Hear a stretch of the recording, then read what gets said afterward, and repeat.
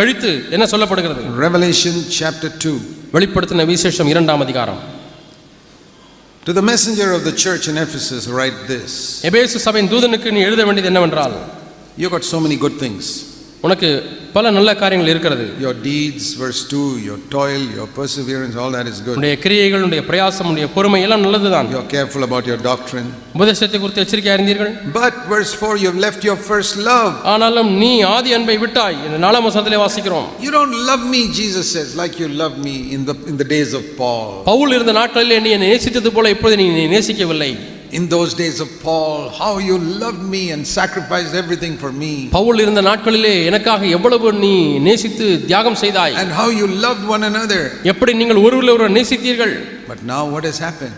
ஆனால் இப்பொழுது என்ன நடந்தது? You are still preaching the same doctrine and all that. அதே உபதேசம் தான் இன்னும் பிரசங்கிக்கப்பட்டு கொண்டு வருகிறது. But your love for me has gone. என்மேல் உள்ள அன்பு போய்விட்டது.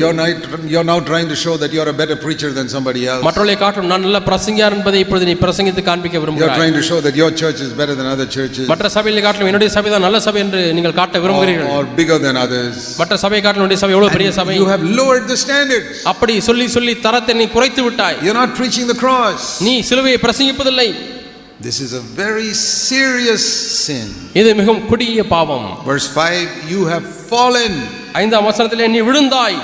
Even though your doctrines are right, உபதேசம் சரியாக இருக்கிறது, even though you got a lot of activity and conferences and all that, conference கூட்டங்கள் நிறைய கிரியைகள் நடந்து கொண்டே இருக்கிறது, fallen. ஆனாலும் நீ விழுந்தாய்.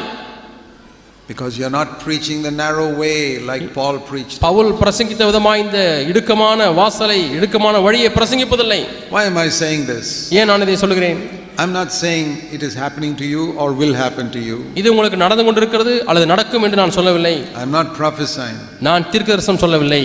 I'm saying this is what happened to the church in Ephesus and it can happen to any of us. இதுதான் எபேசு சபையிலே நடந்தது.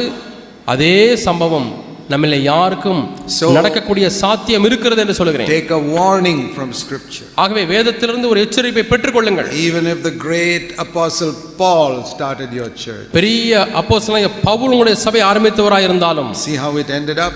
அது எப்படி முடிந்தது என்று பாருங்கள். Fallen. விழுந்து விட்டது சபை. So badly fallen that the Lord says in verse 5, I will remove your lampstand out of its place. எந்த அளவுக்கு மோசமாக விழுந்தது என்று சொன்னால், உன்னுடைய விளக்குத்தண்டை அதனிடத்தில் நீக்கி போடுவேன் என்று சொல்லக்கூடிய அளவுக்கு. Do you know the meaning of that? இதனுடைய அர்த்தம் உங்களுக்கு தெரியுமா? That means Jesus will no longer be in that church. அதனுடைய பொருள் என்னவென்றால், இயேசு இனியும் அந்த சபையில் இருக்க மாட்டார். He will leave that church and go out. அவர் அந்த சபையை விட்டு வெளியே போய் விடுவார். Will the church